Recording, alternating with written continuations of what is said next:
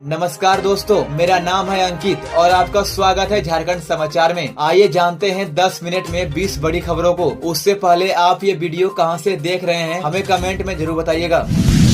छात्रा की संदिग्ध मौत से हड़कंप, वार्डन पर गंभीर आरोप। देवघर जिले के देवीपुर में कस्तूरबा गांधी आवासीय विद्यालय की एक छात्रा की मौत के बाद बड़ा बवाल हुआ है। मृत बच्ची 7वीं कक्षा में पढ़ती थी। परिजनों ने वार्डन पिंकी कुमारी पर गंभीर आरोप लगाए हैं। परिजनों का कहना है कि जब बेटी की तबीयत बिगड़ी तो वे स्कूल पहुंचे, लेकिन वार्डन ने मिलने नहीं दिया। जब हालत ज्यादा खराब हो गई तब बच्ची को घर ले जाने दिया गया, लेकिन रास्ते में ही उसकी मौत हो गई। मौत के बाद गुस्साए परिजनों और छात्राओं ने स्कूल में हंगामा किया। घटना की जानकारी मिलते ही जिला शिक्षा पदाधिकारी विनोद कुमार स्कूल पहुंचे। छात्राओं ने बताया कि वार्डन उन्हें खाना बनवाती है, टॉयलेट तक साफ करवाती है। डीओ ने बताया कि मामले की जाँच के लिए कमेटी बना दी गई है। जब तक जाँच चलेगी तब तक वार्डन और स्टाफ को स्कूल से हटा दिया गया है। प्रशासन ने भरोसा दिया है कि दोषियों पर सख्त कार्रवाई की जाएगी।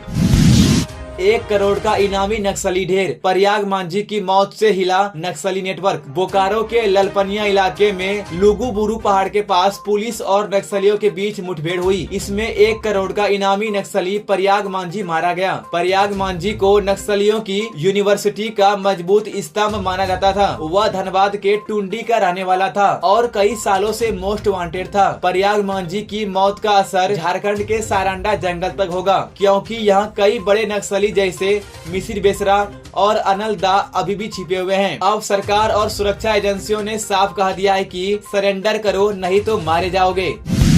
3 दिन में जवाब दो वरना होगी कार्रवाई। सरकार ने शिक्षकों को दी सख्त चेतावनी। झारखंड में 4000 से ज्यादा सरकारी शिक्षकों पर बड़ी कार्रवाई होने वाली है। इन सभी को शो कॉज नोटिस जारी किया गया है, क्योंकि इन्होंने टीचर्स नीड असेसमेंट एग्जाम के लिए रजिस्ट्रेशन नहीं कराया। झारखंड शिक्षा परियोजना परिषद ने सभी जिलों के शिक्षा अधिकारियों को चिट्ठी भेजी है और कहा है 3 दिन में जवाब दो वरना आगे की कार्रवाई तय है। आखिर क्या है पूरा मामला, तो चलिए जानते हैं। राज्य में 24 से 28 अप्रैल के बीच पहली बार टीएनए एग्जाम होने जा रही है। इसमें करीब 1,10,444 शिक्षकों को शामिल होना है, लेकिन 15 अप्रैल तक सिर्फ 1,06,093 शिक्षकों ने ही रजिस्ट्रेशन किया। बाकी 4,000 से ज्यादा शिक्षकों ने रजिस्ट्रेशन नहीं कराया। राज्य परियोजना निदेशक शशि रंजन ने कहा है कि इन शिक्षकों से 3 दिन के अंदर रिपोर्ट मांगी गई है।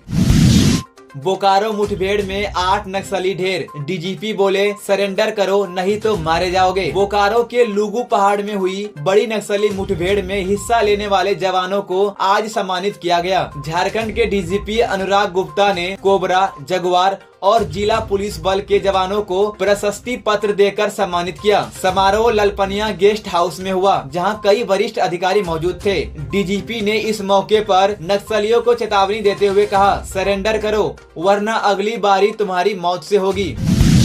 रिश्वत लेते पकड़ा गया रोजगार सेवक, 5000 की डिमांड पर एसीबी का एक्शन। गढ़वा से एक चौंकाने वाली खबर सामने आई है। मनरेगा योजना में भ्रष्टाचार का मामला सामने आया है, जहां एक रोजगार सेवक को रिश्वत लेते हुए पकड़ा गया है। कोरवाडी पंचायत में मनरेगा के तहत एक डोभा निर्माण का काम चल रहा था। इस योजना के लाभार्थी अखिलेश चौधरी ने जब बकाया भुगतान और मास्टर रोल पर साइन करवाने के लिए रोजगार सेवक गुलजार अंसारी से संपर्क किया तो उसने 5,000 रुपए रिश्वत की मांग की। इसके बाद अखिलेश ने भ्रष्टाचार निरोधक ब्यूरो यानी कि एसीबी को पलामू में शिकायत दर्ज कराई। जांच में शिकायत सही पाई गई और फिर एसीबी की टीम ने प्लान बनाकर गुलजार अंसारी को रंगे हाथों पकड़ लिया।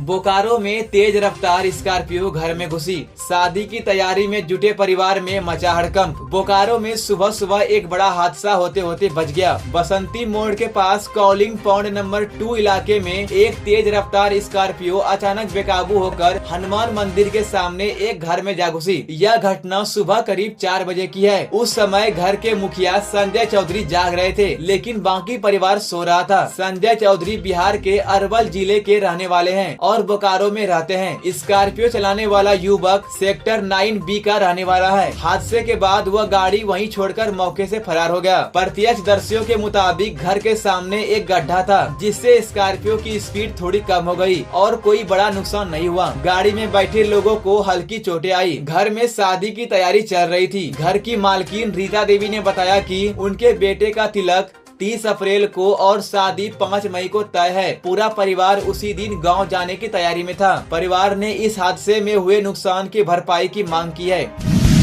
पहलगाम हमले पर पाकिस्तान को थैंक यू बोलने वाला बोकारो का युवक गिरफ्तार। बोकारो से एक चौंकाने वाली खबर सामने आई है, जहां एक युवक को गिरफ्तार किया गया है। यह युवक सोशल मीडिया प्लेटफॉर्म एक्स पर पाकिस्तान और लश्कर तैयबा को थैंक यू कहकर एक पोस्ट लिखा था, जो तेजी से वायरल हो गया। पोस्ट में युवक ने लिखा था, thank you Pakistan, thank you Lashkar Taiba, Allah bless you always.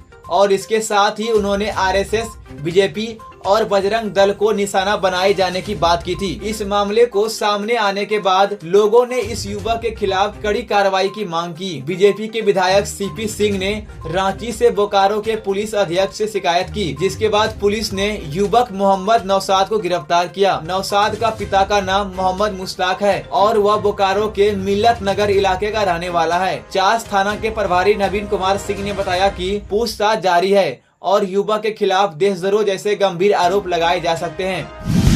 25 अप्रैल को देश भर में विरोध प्रदर्शन। पहलगाम हमले पर बीएचपी और बजरंग दल का ऐलान। जम्मू कश्मीर के पहलगाम में हुए आतंकी हमले के बाद अब पूरे देश गुस्से में है। इस हमले में मजहब पूछकर हिंदू यात्रियों की हत्या कर दी गई थी। विश्व हिंदू परिषद और बजरंग दल ने इस घटना की कड़ी निंदा की है। बीएचपी के नेता डॉक्टर सुरेंद्र जैन ने कहा कि अब समय आ गया है कि पाकिस्तान और कश्मीर में छिपे जिहादी स्लीपर सेल के खिलाफ सख्त कार्रवाई की जाए। उन्होंने बताया कि 25 अप्रैल को पूरे देश में विरोध प्रदर्शन किया जाएगा। आतंकियों ने यात्रियों की पहचान करके मारा। पहले पैंट उतरवाई, फिर कलमा और आईडी पूछी। जब यकीन हो गया कि वे मुस्लिम नहीं है, उन्हें गोली मार दी गई। यह सीधा धार्मिक आधार पर किया गया हमला है। बीएचपी का आरोप है कि पाकिस्तान ने भारत के खिलाफ खुले युद्ध की घोषणा कर दी है। घाटी में अभी भी स्लीपर सेल एक्टिव है, जो पाकिस्तान के कहने पर हमला कर सकते हैं। झारखंड के लेटेस्ट न्यूज को सबसे पहले देखने के लिए हमारे चैनल को सब्सक्राइब जरूर करें।